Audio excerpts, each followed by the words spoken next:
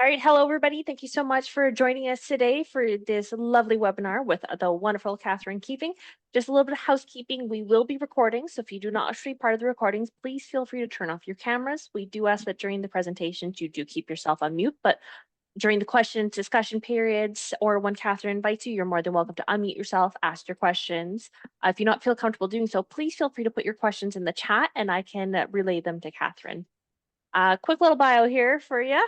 Katherine has devoted all of her energies into her lifelong interests and has gained a reputation of excellence by studying and training with some of the most distinguished specialists in the holistic health field today.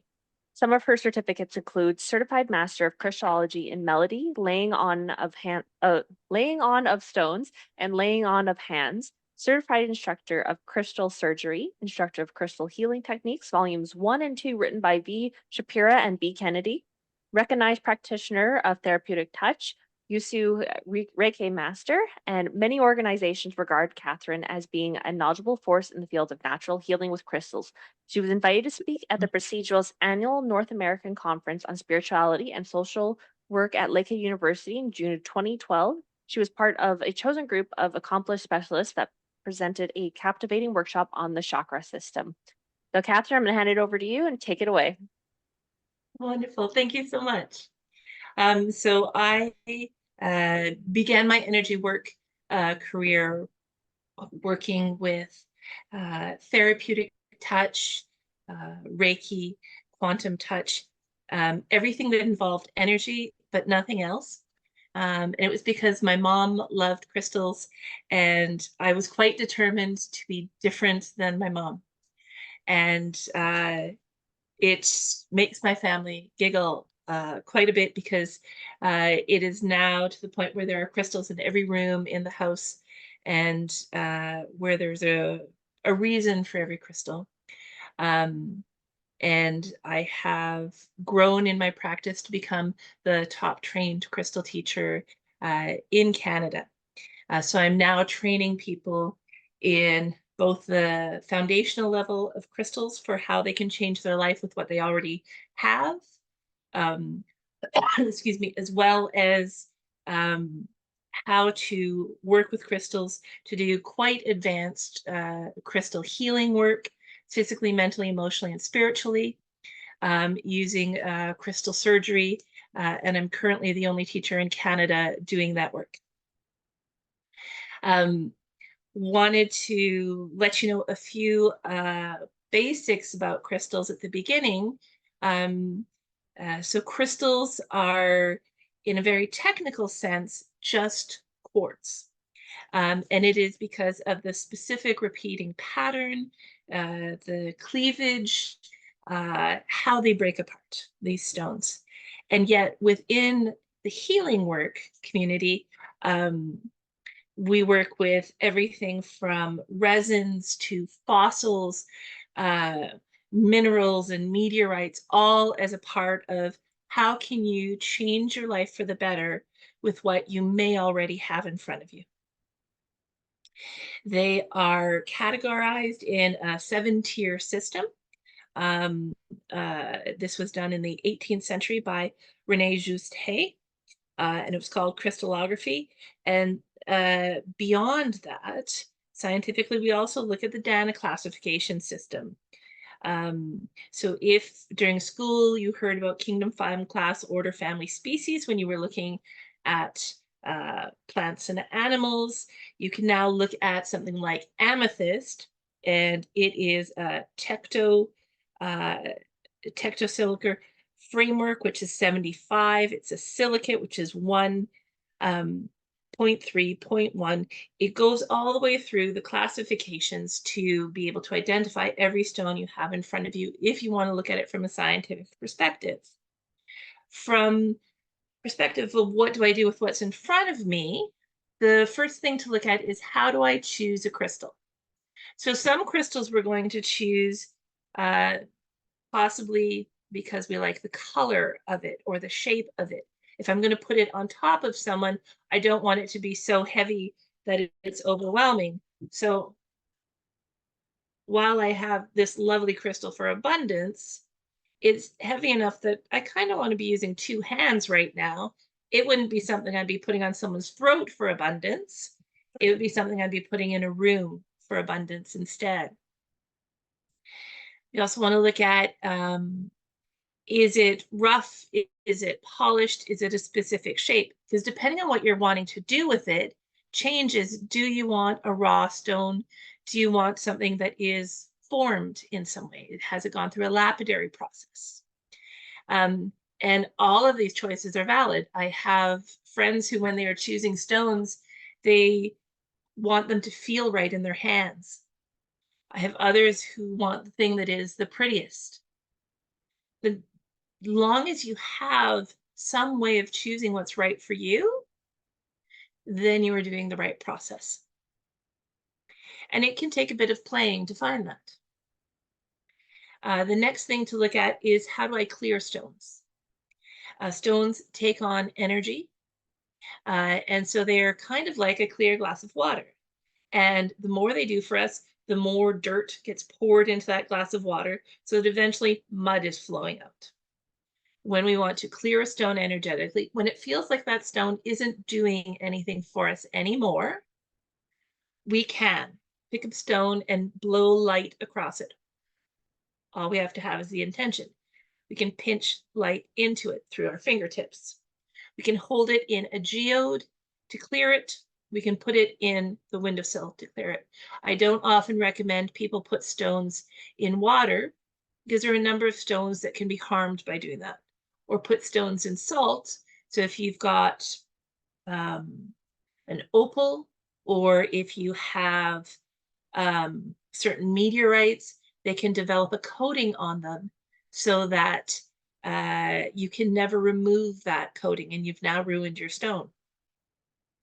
So pinching light, blowing light, holding it in a geode, or putting it in a windowsill are the easiest ways to consistently clear a stone, so that they're doing the most powerful work for you consistently. And some people do this every day. Some people do this around the moon. Um, I tend to clear stones as I work with them, so that then I can automatically be working with them again. So if I'm laying a stone on a person, I'm clearing them. If I've finished working with a grid for a purpose, I'm clearing them. Whenever I'm done something, I'm clearing the stone. And I want to let you know about a few stones first, and then I'm going to check in and see if there are specific things that you're wanting to know as well, so that I can add that into the presentation. So one of the stones kind of looks like stuff is floating in it. It's called flower agate. And it was really, really popular this year at the Tucson Gem Show. Unfortunately, my secondary camera, is not wanting to hook up right now, so that's why I'm holding them all up. So flower agate is a very practical stone to have around. It's a stone that is often used in gridding. Um, it helps with the practical in your life. It helps to create stability in your life. And when I use it for gridding, what that means at a very basic level is placing it with purpose. So whether I'm placing it at the center of my home to create more practicality and stability, at the center of my work environment to create more practicality and stability, and if I want that amplified to a bigger space, I would place clear quartz around it, because quartz is a natural amplifier. Another stone that is really practical is citrine as a cluster. Citrine can look very pale, very orange, can look very green. Um, it is a stone that amplifies a person's memory. It is a stone that I tend to place at the center of living environments. And one of the reasons that I love this stone is because I've seen how it's worked within my family. I have an aunt who has Alzheimer's, and when I gifted her one of these to be at the center of her home, my uncle said, well, I really don't think she's going to like that. And I said, well, try it for a day. Let's see what happens. And if nothing happens, all you have is a pretty stone, and that's okay. And within days, he was calling me and saying, "What did you do?" "What do you mean, what did I do?" I gave you a stone. That's all that I've done. And this stone had such a big impact on her memory. It was like she had gained years in memory. She had gone back in time, could remember more, could do more, had more years before she had to get help. It is life changing. The reason I don't have one today is because I sell out of them and give them away so often, that I buy up to a dozen of them every time I go to Tucson and then sell out because they have such an important impact on people's lives. But they can also have an impact if you're studying. So I have company Gratitude Gem Oils, and uh, I make unscented oils with the properties of crystals, and citrine is one of the stones that I use in there, so that when I'm working with people, whether they are teenagers or whether they're adults going back to school, it is an oil that carries those properties so that your memory can be amplified. Um, Another stone, really practical little stone called bismuth. And it is actually a metal that is sold by crystal dealers. But it forms in a repeating crystalline pattern. Because of the way that it forms, it's a very orderly stone, and it creates order in your life. So this is a stone that I currently have on my kitchen table. It is a place where, for the past few months, anything that is going to just get dropped and forgotten about goes to the kitchen table. And it was driving me a little bit crazy. So I put a piece of bismuth at the center of the table, and there's one pile of papers left. I didn't ask anyone to do anything. I just placed a stone, and people became more orderly.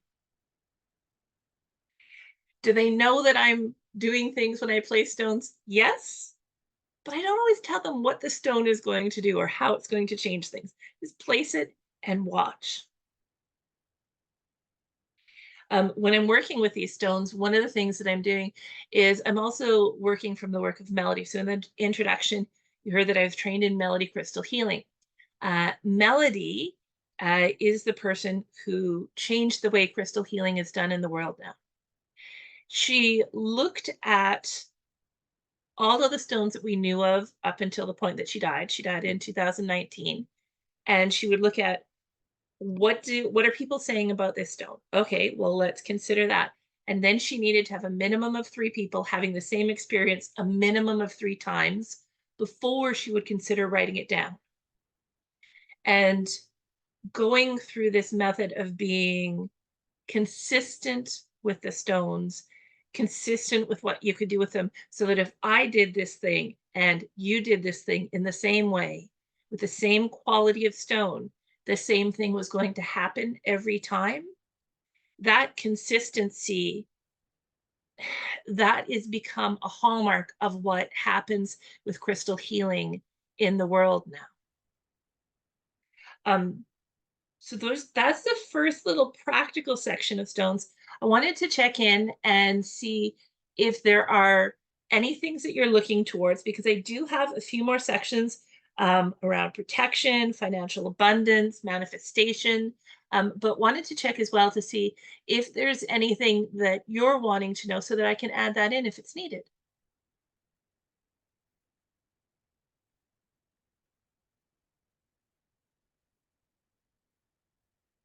Not seeing anything in the, oh, sorry, I saw a thumbs up. Do you want to unmute and let me know? No, I was just saying that we're good. For me, I didn't have something to ask, so that's why I said, yeah, it's good. Ah, okay, wonderful. Thank you so much. Okay, so then I'll continue letting you know about stones. So there is a stone called Larimar. This is a small one.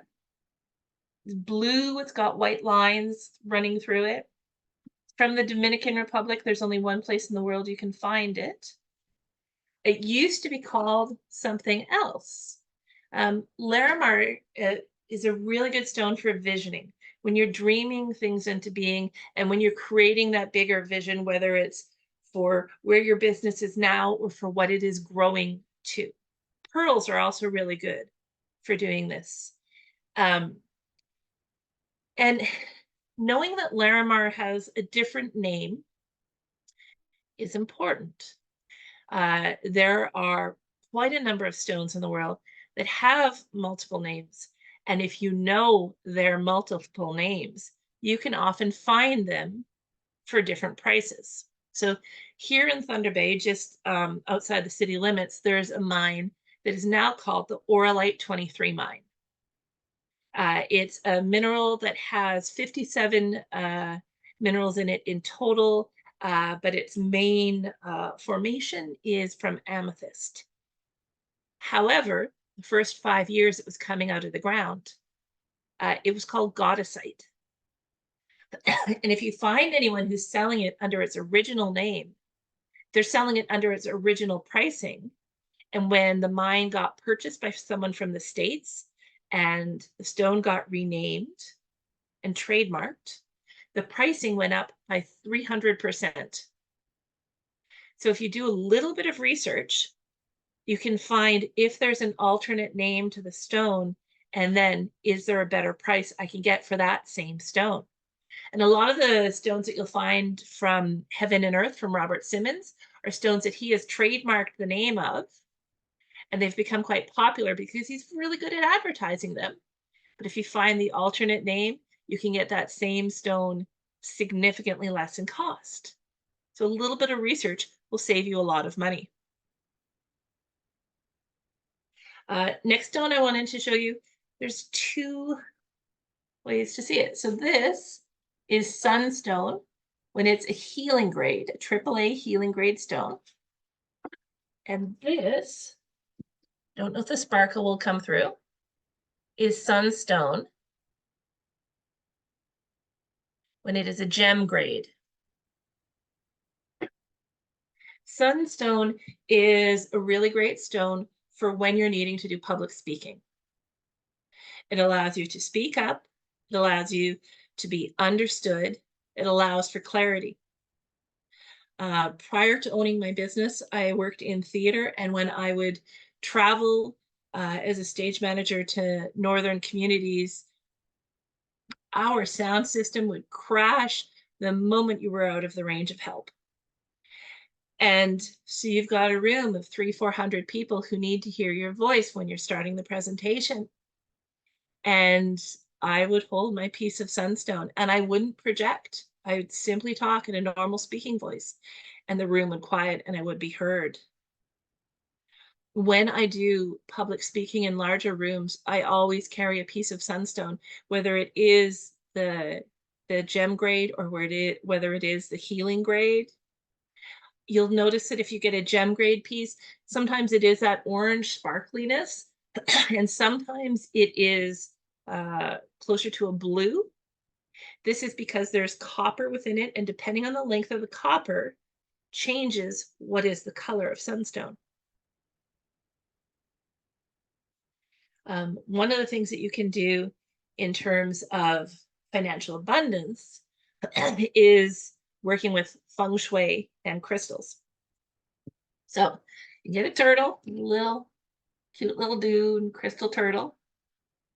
You could also draw a turtle with crayons. Same effect. I love crystals, but I want you to have options. So if you went in the main door, either to your business or to your home, and on that same floor, assuming there's more than one floor, went in a straight line to the back wall, that spot is your money spot. So you can put a crystal turtle there. You can put a drawing of a turtle. You can go to the dollar store and get salt and pepper shaker turtles. Put the turtle there to amplify the money spot. It's also called the mountain. You can also work with specific stones around money. So sardonyx has some waves within it. There's multiple colors that it is. It is a stone to carry on your person or to place in a crystal grid. You can also make an elixir with it. So when you're making an elixir, you get a glass bowl, put some water in, and then you get a glass to put your stone in. You put it in sunlight and moonlight for a day. It takes on the properties of those stones. It attracts good fortune to you. So if you're writing a grant proposal, this is good. If you're buying the local lottery ticket, this is a good stone. Pyrite cubes. If you're in Northern Ontario, you can go walking and you can find them. It's also called fool's gold. It encourages you to overcome your fears and allows you to move past that into a state of abundance. You can also, if you're wanting to be sovereign in your field, so not overwhelmed by everyone's stuff around you, place one pyrite cube under each foot, and let them sit there for approximately 3 minutes, and it balances out your field so you don't have holes in it, you're not overwhelmed by other people's stuff. Before the age of Wi-Fi, we used to only need to do this when a person was going through huge emotional turmoil. It's now something that has become a regular weekly practice for most people because Wi-Fi very easily breaks down your field. And they're dirt cheap for a stone that can be that powerful. It can also impact your physical health to have your field whole. Tiger's eye has a bit of a shimmer to it usually. It promotes confidence, discernment, equilibrium. It's also a really great stone if you have to travel with your business. It is highly protective of you if you're driving. My brother is a truck driver, and this is a stone I send with him everywhere he goes. About 5 years ago, he was on the side of a road and had to back up in a specific way where you have to have someone who is helping you, who is guiding you. And the truck rolled because of how he was guided on the soft shoulder of the road. And truck was a mess. He came out with not a bruise, nothing wrong with him. He doesn't hit moose. He just, the number of problems that do not happen because of tiger's eye in his vehicle is phenomenal. Citrine. So citrine is a stone which I talked about the cluster. Sorry, Catherine, real quick.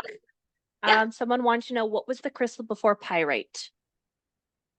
Sardonyx. SARDONYX.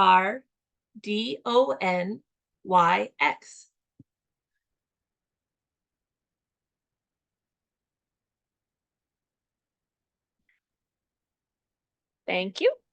You're welcome. So citrine, as well as being a really great stone for memory, it's a really great stone for financial abundance. So a lot of people will place a piece of citrine in their wallet, in their checkbook, next to their computer, if that's where they do their financial work, in their pocket as they go out into the world. Your other really good option for exactly the same thing is the green jade, and you can find jade from places all around the world. Green is the one that you want for financial abundance. Black jade is the one that you're looking towards if you're someone who goes into a lot of meetings. So when I go into meetings, whether it is going to a board meeting or it is going to a family meeting, there's a lot of people that I encounter who are good at volunteering you into jobs. And when you're carrying a piece of black jade, and they're usually quite small and around $4 a piece, they skip you. If that job is not meant to be yours, they miss that you're even in the room. So when I go to board meetings, I carry a piece in my pocket every time, black jade. I have a quick question, if you don't mind. I don't mind at all. Perfect. So I'm just wondering, because this is this is tons of information, and I'm sure people. This is my first time attending something about crystals. I was always Yeah. curious. So would you be able to just share with us a website or something where we can learn more? Or if you do have a website, Yeah, I share do it have in a the chat. website. I was going to share that at the end. Absolutely. Perfect. All right. And I will. I'm also going to send to Pero the list of stones that I talked about today so they can share it with anyone on the list, should they not have gone to take the whole list down. Amazing. Thank you. You're very welcome.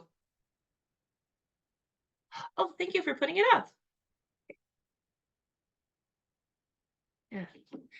And I also, as I continue to learn more about the crystals, um, I put out a newsletter once a month so that I can share either about the fancy thing that I'm fascinated with, or here's this thing that's in everybody's house. Here's what you can do with it. Because I want you to have both options. Yeah. Um, Financial abundance. There are two stones that are the strongest for financial abundance. And depending on the year and what's in Tucson, Tucson's the largest gem show in the world, changes as to what's available. So, Oro Verde.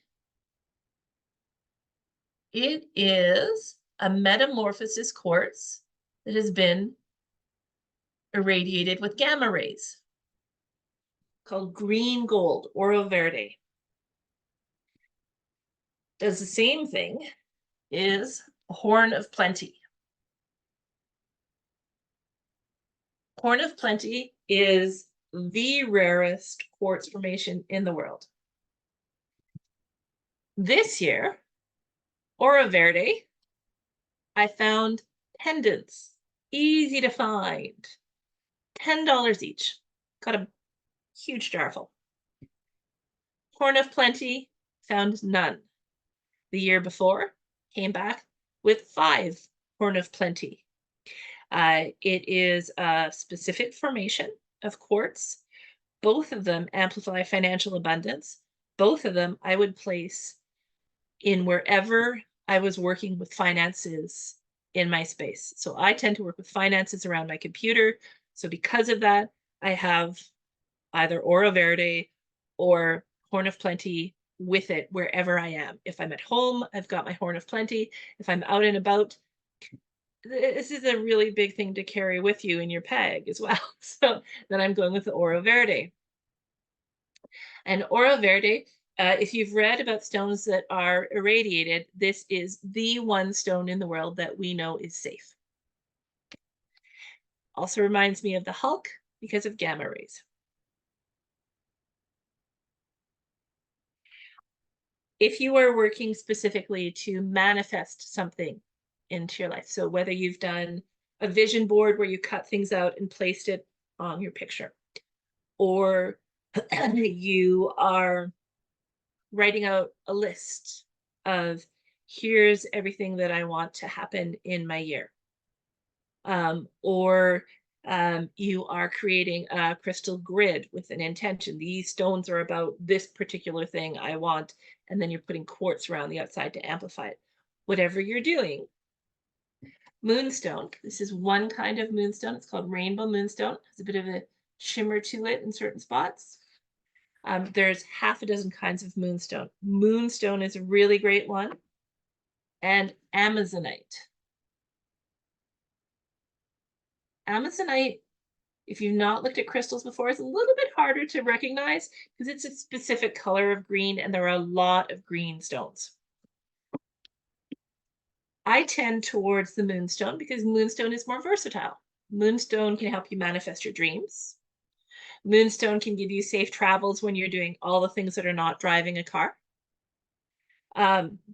Moonstone is good to give to people when they're wanting to have a baby with intention. It's always with intention.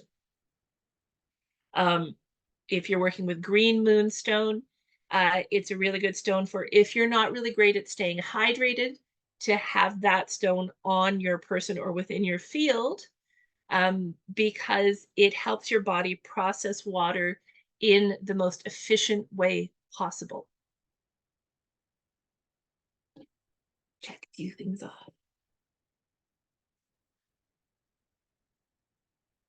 And if you were doing with this a manifestation list, it's worth looking at how you're wording things. If you're adding in the negative, if you're adding in not, your subconscious doesn't always hear this. So there's a gentleman named Bruce Lipton, Dr. Bruce Lipton, who did all these studies out of California about how we phrase things when we're manifesting.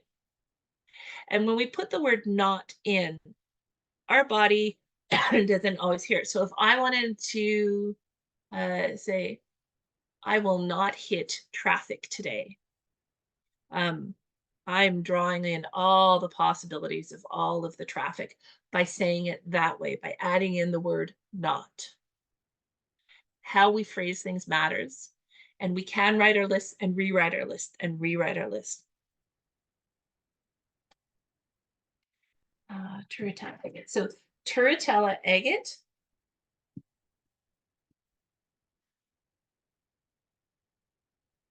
Little bumpy bits in here.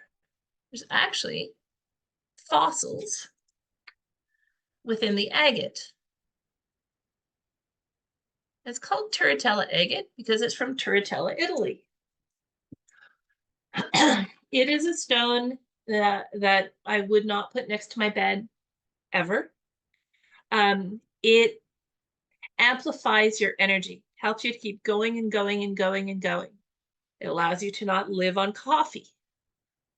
It is a stone that I often give to young mums so that they've got the energy to get through all of their day. And when I work with mentoring other businesses, this is also a stone that I give them so that they can get through all of the day, because they're often at the beginning process and there's so much to do.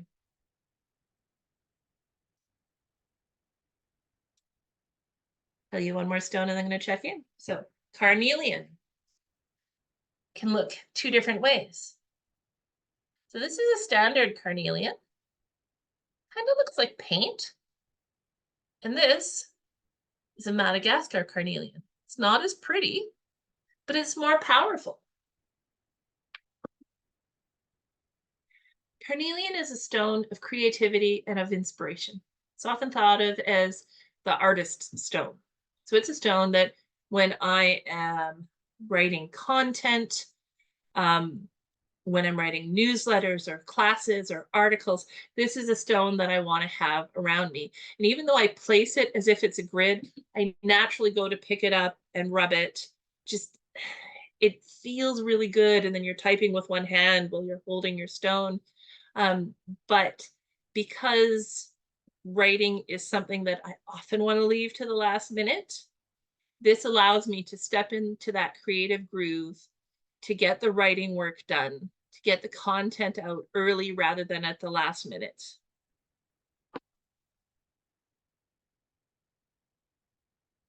I have another 2 sections to tell you about, but I want to check, is there any questions at this point in time? I have a bunch of random questions. Excellent. So I have a bunch of amethyst. I got some like bigger pieces and also like a bunch of smaller ones. I also went to the mines near Thunder Bay. Yeah. So would you recommend those in anywhere specific around the house, or like, and I Yes. also forgot what the meaning of them was for like amethyst. I don't know if you mentioned. I know you mentioned orlite. I for or- haven't. It's actually the next thing on the list. So Oh, yay. okay. Should I just wait for you to answer that? No, it's okay. Go to I'll the tell you right now. So Okay. Thunder Bay amethyst, you can do a bunch of things with. Thunder Bay amethyst is different than other parts of amethyst in terms of crystal work. And in the majority of crystal books, you'll actually see a section that says amethyst, and then you'll turn the page, and then Thunder Bay amethyst. And it's because it is heavy in hematite. So the red is a strong part of it. It is really great at ameliorating electromagnetic frequencies. So placing it around your technology so that you're not exhausted by technology. It's a stone that is really good for dealing with addictions. If you're doing that though, you're going to use the stone for a day and then put it in the sun. Then use the stone for a day and then put it in the sun. So also, if you've got one that has all the cluster, the points on it, you can clear your field at the end of each day so that instead of taking on everything that is physical and emotional and overwhelming, you can clear your field with the Thunder Bay Amethyst. So you put the points towards you and you run from above your crown to below your feet 3 times on one side. And then you go to the other side 3 times on the other side. And when you're done, you're going to blow light across it or put it in a windowsill. And in a standard crystal surgery session, I would do this at the beginning of every session, clearing a person's field with a piece of Thunder Bay amethyst. So Amethyst from is there a Nope. difference with the red cap versus just the regular one? Because the ones that I have don't have red cap points on them. Yeah. There's not a difference between the red cap and not. There is a difference though between Thunder Bay amethyst and not Thunder Bay amethyst. You'll find that Siberian amethyst, it's a paler amethyst and it tends to have chevrons through it. It's really good for eyesight, particularly if you make an elixir with it. So again, bowl water, bowl stone. Uruguay for their amethyst, it's really good for getting geodes with it. Different amethysts from different parts of the world have different skills, but the most powerful of them will be Thunder Bay amethyst, even if it doesn't have the red on it. Yeah. Some of yours though might have black. They've found some in different areas with bits of black on it. Yeah, some of them have like a little like tinge or spot of like smokiness. Yeah. Yeah. And when you've got that smokiness, it does just a little bit extra for taking away physical pain. Okay. Yeah. You said you had other questions. What are your other questions?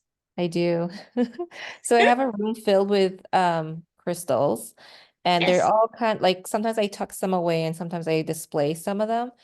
Yeah. Do you recommend displaying it a specific way based off intention, I guess, or does it matter if I just kind of scatter it because I think it looks pretty?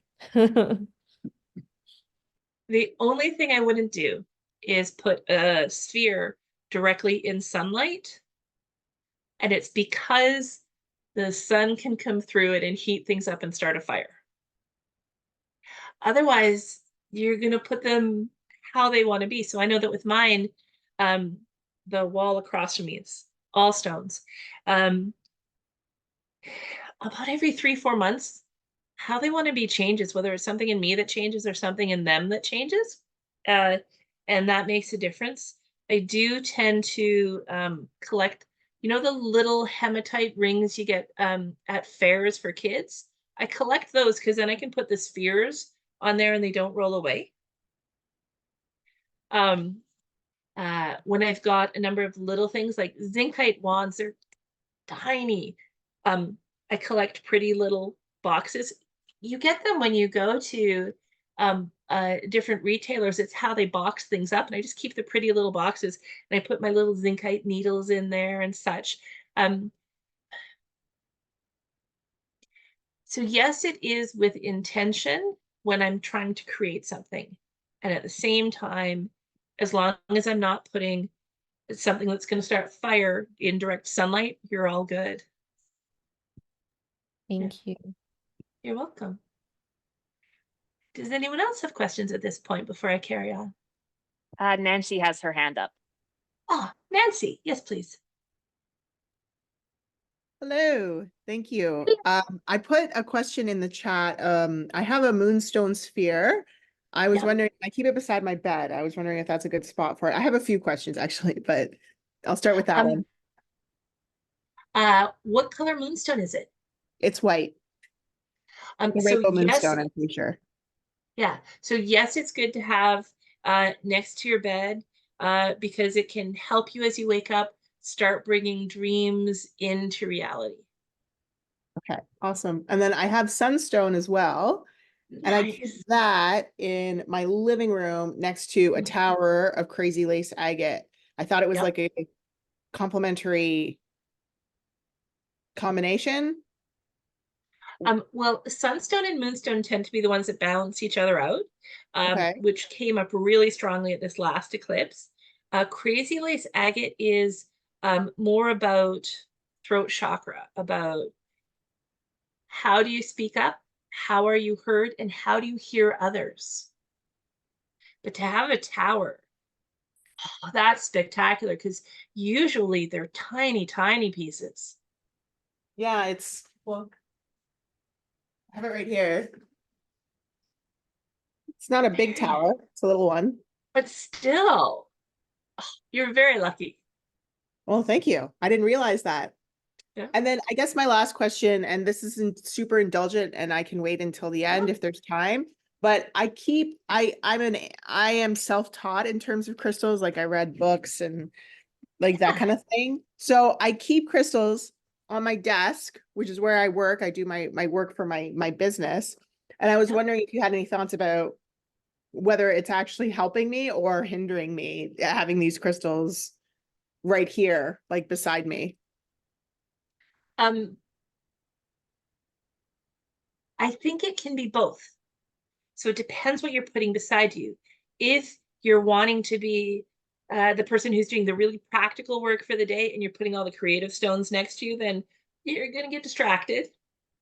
If it is summertime and like me, you don't have anything that cools down the house except fans, and you put a piece of pumice next to you, you're just going to cause yourself to melt. It depends what you put beside you. Um, but whether you're learning from a teacher, learning from books, or you're self-taught, people have an instinct for what is right for them. Well, it looks like a Labradorite, is it? Yeah, it's Labradorite. But Nice. what I'm hearing is maybe I should be switching them out because I just keep them here as like a standard. Yeah. And maybe Well, I I should would, be yeah, changing them I would based clear on them the book. regularly. Well, And then like Carrie, yeah, I have them on satin spar. This is a yeah, satin spar. nice. Very good choice. But I don't put them in the sun. I put them in the moon sometimes, but So I would be putting your satin spar in the sunlight once a month. oh, okay.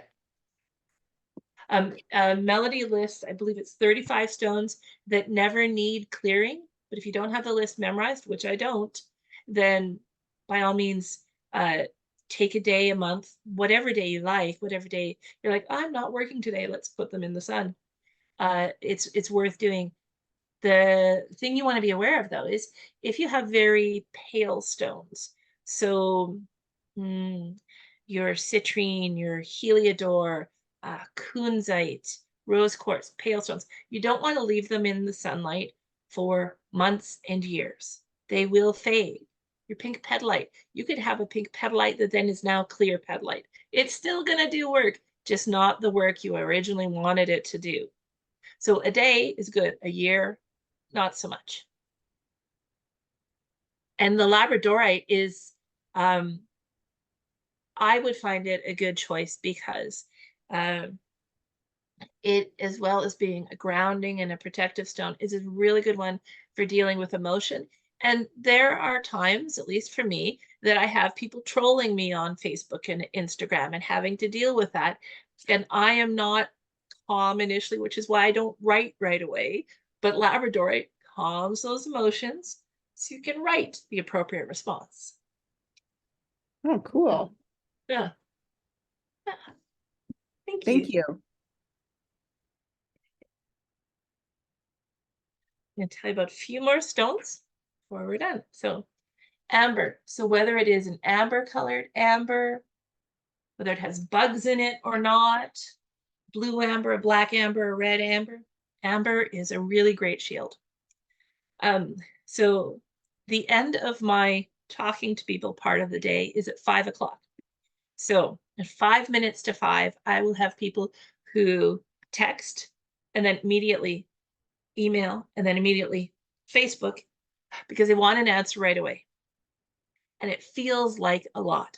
So when I am answering things at 5 to 5, I'm actually sitting here, piece of amber on my third eye as a protection, and then writing. And if I answer the phone and go, oh, and you'd like this, put down the phone, write it down. And you'd like this, and write it down. Because I find it can feel overwhelming in that period where people are just coming in force. And it can be amber that you have in jewelry, but amber is an amazing shield. I am both a home-based and a web-based business, so I put layers of protection. And one of the things I do is holy stones. Yes, I sell them, but you can also get them on eBay. And if you've got somewhere with nature, you can probably go out and find them. They are stones that had another mineral in them. They are profoundly common in Israel and in the United Kingdom. And they are amazingly protective.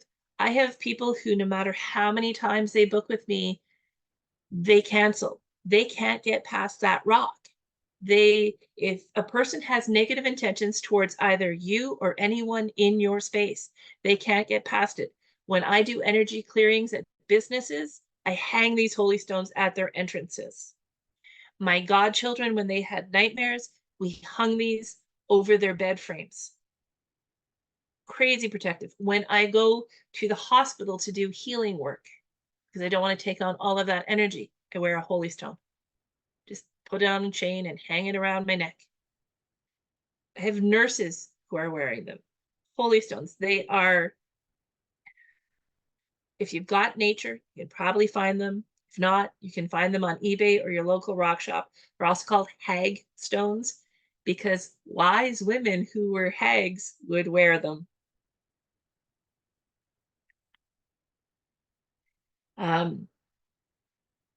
Hemimorphite, bit harder to find, is a blue stone, a very bumpy botryoidal stone. If you are someone who feels the pull of everyone throughout your night and gets overwhelmed, hemimorphite is something you can put next to your bed. We'll send the spelling of that as well. But then all of that cording, that's what it is, it's energetic cording, attaches to the hemimorphite rather than to you. And it is one of the ways you can sleep through the night. There are two other ways. So one is selenite. You might have seen these as sticks. You might have seen it as a candle type of thing. It is a salt.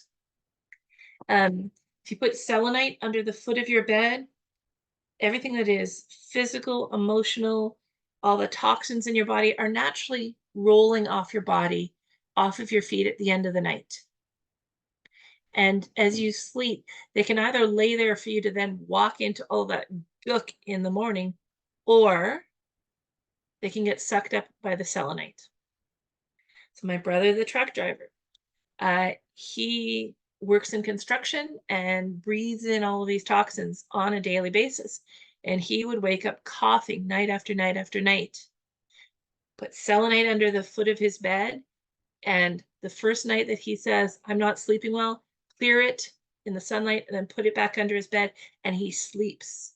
And his lungs, they could show on the x-ray the difference, but they said, oh, you're just probably breathing differently or doing different work. He wasn't doing anything differently. I put a rock under his bed. And emeralds is the last one. So this is a crystal grade emerald found in many parts of the world, including Northern Ontario. Oh, how big was the selenite? As long as my hand. Is that what you put underneath your brother's bed? Like something, Yeah. just a small little piece? Yeah. Okay.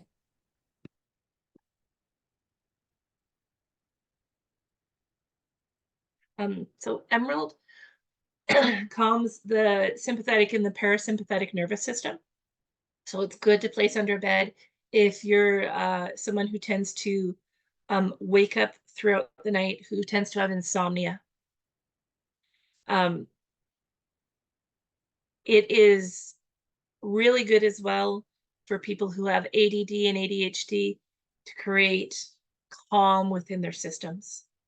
So what you would do with it is down the midline, so vertically down the bed, you would place anywhere from 2 to 7 emeralds, depending on what you've got. You can use your emerald jewelry. It is whatever emeralds you have. I have some people who don't want pieces that big, and so I sell these pieces that are as big as this, and they pick 3 or 4 of them and put them under their bed. But it's going in that straight line down that matters. And whether it's between the mattresses or physically under the bed, it's where your cat is not going to whack them out of the way. Having a cat who does that, I'm very aware of how I'm placing stones. So those are all the stones that I wanted to tell you about today. So stones that are practical, stones for visioning, stones for being heard, stones for abundance and energy and creativity, and stones for protection and sleep. So I want to check in and see, are there any questions that I missed in the chat, Kylie, or anything else from anyone in the group? Yes, Carrie. So I have a question. We're gonna get like a copy of all the names of the stones and the meanings and stuff like that, and where we can place them. Yes. Okay, perfect. And then the other question is, I play crystal singing bowls, and Wonderful. I know they're made out of quartz crystal, so I was wondering if you knew anything about, like, when playing them, what that crystal does to amplify, because it's just crystal, it's white, it's not clear quartz, Yep. don't think, or if it was just white quartz. So do you know anything about that? Yeah, so the white ones, the white bowls, are reconstituted quartz. So what that means is it is regular clear quartz that was broken down and then created into that shape. Singing bowls do something quite interesting in energy healing. What they do is they both simultaneously clear a space and bring light to it. And the different tones or frequencies react with our system in different ways. So our chakra system and our auric field, so parts of us energetically, react to different frequencies. So your bowls will likely be listed as this is a heart bowl or a spleen bowl or a crown chakra bowl. And so they are working for specific healing. However, within the chakra system, you could be working on a crown chakra bone and bowl and end up working with the root, working with the opposites. You can also, if you only have one bowl, be playing that and set an intention of how it works through the entire field. And if you've got one of the bowls that you can put a handle on so that you can carry it with you, you can actually scoop energy through the field. And one of the things that's really fun, you can play the bowl. So once that tone is getting consistent, you can then lean in and scoop that energy up as if you're breathing it. It's a spectacular feeling. It is not as doable with a metal bowl to do that, but it is with a crystal bowl. And you will find that there are also crystal bowls that are made of other types of crystals, other materials, that those crystals will add different qualities than just the quartz. The quartz is an amplifier. So if I was like playing bowls and stuff like that, and it was just quartz specifically, it's just like if someone set an intention in the room or the space and we're Yep. playing, that's amplifying the energy of whatever intention they had set. As yeah, Does that so make it's sense? amplifying the energy of what their intention, as well as amplifying those particular tones and frequencies and how your body responds to those Okay. tones and frequencies. Yeah. Yeah, perfect. Thank you for your question. That's it. Kylie, have I missed anything? Nope, that seems to be it. And just a quick reminder to everybody, oh, my camera's still off, that if you would like a copy or a link to today's webinar, feel free to send me an email at communications@pero.ca and I will send you a link directly to this recording.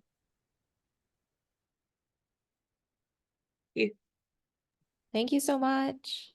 So yes, thank you so much, Catherine, for the wonderful presentation today. And I'm sorry, I know you guys are having wonderful conversations there, but we do have another meeting in here in about Absolutely. 5 minutes. So Yep. Wonderful. And I will get everything off to you shortly then. perfect. Thank you again. Thank you so much, everybody, for coming. We'll see you again next time. Bye-bye.